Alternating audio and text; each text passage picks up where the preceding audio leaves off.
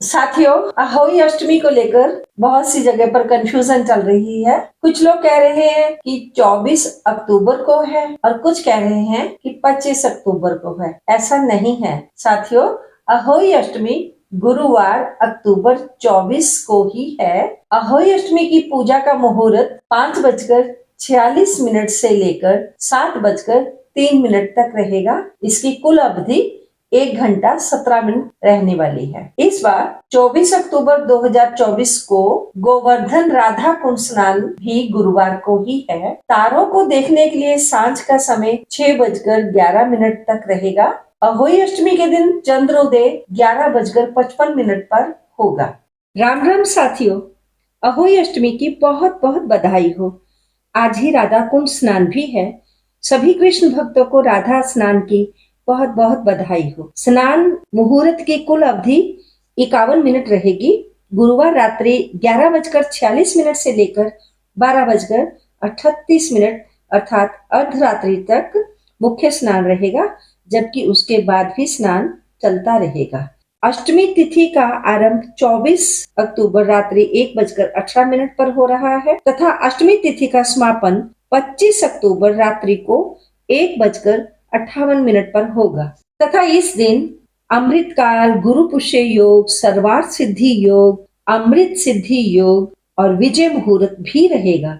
साथियों, इस तरह अनेक शुभ संयोग अष्टमी तिथि पर हो रहे हैं। मान्यता के अनुसार अहोई अष्टमी के दिन राधा कुंड में डुबकी लगाने से गर्भ धारण करने में सफलता प्राप्त होती है। इस विश्वास के साथ प्रतिवर्ष हजारों की संख्या में जोड़े गोवर्धन पहुंचते हैं, जहां वे डुबकी लगाकर राधा रानी का आशीर्वाद प्राप्त करते हैं। मध्य रात्रि के समय, जिसे निशिथा काल कहा जाता है, को ये पवित्र डुबकी लगाने का सर्वश्रेष्ठ समय माना गया है। अतः स्नान मध्य रात्रि से आरंभ होकर फिर पूरी रात चलता है। अपनी मनोकामना शीघ्र पूर्ण हो तथा सफलता के साथ गर्भ धारण कर सकें, इसलिए दंपति पानी में खड़े होकर कूष्मांडा, जिसे कच्चा सफेद कद्दू या पेठा भी कहा जाता है, राधा रानी को अर्पण करते हैं। कूष्मांडा को लाल वस्त्र में सजाकर अर्पित किया जाता है। जिन जोड़ों की मन्नत पूरी हो जाती है, वे अपना आभार प्रकट करने हेतु राधा कुंड की पुनः यात्रा करते हैं व डुबकी लगाकर राधा रानी के प्रति अपना आभार प्रकट करते हैं। अहोई अष्टमी के दिन माताएं अपने पुत्रों की कुशलता के लिए उषा काल अर्थात भोर से लेकर गोधूली बेला तक अर्थात शाम तक उपवास करती हैं। शाम के समय आकाश में तारों का दर्शन करने के पश्चात व्रत संपूर्ण किया जाता है। कुछ महिलाएं तो चांद का दर्शन करने के बाद ही व्रत को पूर्ण करती हैं, किंतु इसका अनुसरण करना बहुत कठिन होता है, क्योंकि अहोई अष्टमी की रात्रि में चंद्र हमेशा विलंब से उदय होते हैं। अहोई अष्टमी का व्रत करवा चौथ के 4 दिन के पश्चात तथा दिवाली पूजा से 8 दिन पूर्व पड़ता है। करवा चौथ के समान ही अहोई अष्टमी भी उत्तर भारत में अधिक लोकप्रिय है।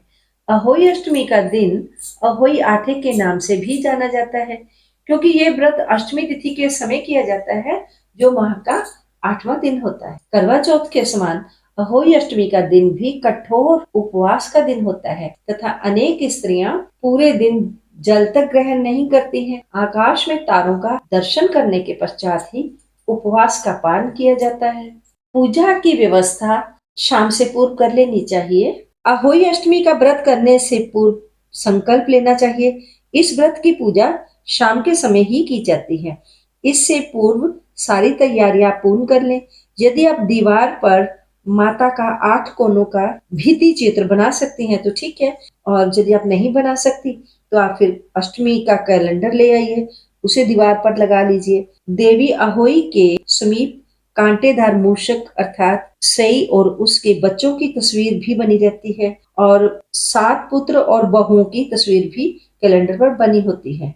आप गंगा जल का छींटा देकर चौकी पर गेहूं बिछा लें, फिर एक जल से भरा कलश तथा अनाज से भरा कलश एक दूजे के ऊपर रख दें। कुछ लोग कलश के ऊपर करवा रखते हैं और उसकी नाल में 7 सरई सीक, ये घास और सरपत सी है, इसे मूंद देते हैं। आप चाहे तो कपास की 7 कलियों का भी इस्तेमाल कर सकती हैं। पूजा में प्रयोग होने वाले खाद्य पदार्थों में 8 पूरी, 8 मीठे पुए, हलवा ये तो हर प्रांत में ही प्रचलित है। इसके अलावा कहीं कहीं खील बताशे भी रखे जाते हैं और मौसमी फल, लड्डू और मिठाई इत्यादि। इस सारी सामग्री को कहीं कहीं तो मिट्टी के बड़े से कलश में भरने का रिवाज है और कहीं कहीं ये सारी सामग्री बड़े बर्तनों में रखी जाती है, लेकिन पूजा के बाद बच्चे की गोद में तौलिया इत्यादि रखकर फिर बच्चों की गोद भर दी जाती है और बच्चों की पसंद की चीजों के साथ साथ उक्त सामग्री भी पैसे सहित रखी जाती है। हमारे यहाँ पंजाब में 2 पत्तेदार मूलियां, 2 पत्तों सहित गन्ने तथा 2 पत्तों डंठल सहित साबुत भुट्टे रखने का रिवाज भी है, जिनमें से एक गन्ना, एक मूली और एक भुट्टे सहित टहनी प्रसाद रूप में लोग अपने घर में रखते हैं और दूसरा गन्ना, मूली और भुट्टा पुए और पूड़ी और हलवा, फल, मिठाई, पके हुए मह की दाल, पके हुए चावल, रोटियां तथा उसके ऊपर रुपए रखकर ये सारी सामग्री को अपनी पुश्तैनी झूर, जो कि हमारे खानदान की शादियों में तथा दूसरे मंगल कामों में पुश्तों से बर्तन साफ करने का कार्य करते आए हैं, हम उन्हें देते हैं। उसके अलावा मंदिर या ब्राह्मण परिवार में भी गन्ना, मूली और भुट्टे को छोड़कर बाकी खाद्य सामग्री तथा दक्षिणा दी जाती है।